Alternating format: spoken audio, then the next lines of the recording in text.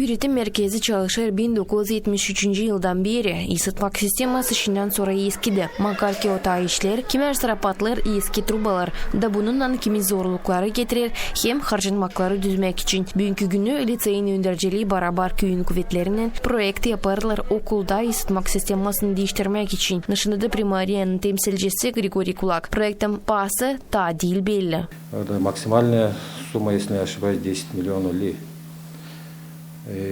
Я сдал до 20 апреля заявкой.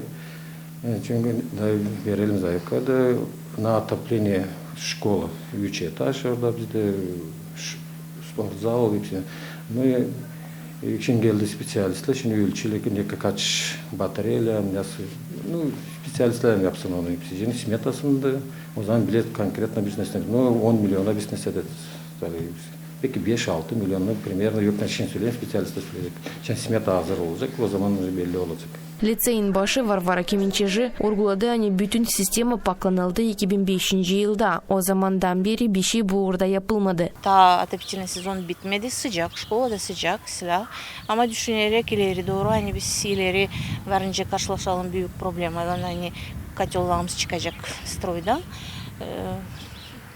Tutunduk bu projekte, primariyalan bile de. Liseyde lazım değiştirme ısıtmak tertiplerini, bataryaları hem trubaları ta zamandaşlara. Deyine onların işi olsun ta iyi hem de harcanmaklar yakacak için ta az. Lazım hepsini değiştirme. Çünkü yani çoktan bu iş olmuyor bizde şkolada.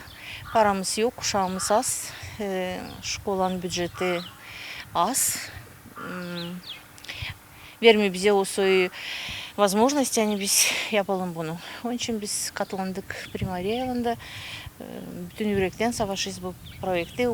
Pek umutlanız. Hani biz onu yapabileceğiz. Da şkolada olacak. Böyle bizde sıcak. Şkolada uşaklarda var.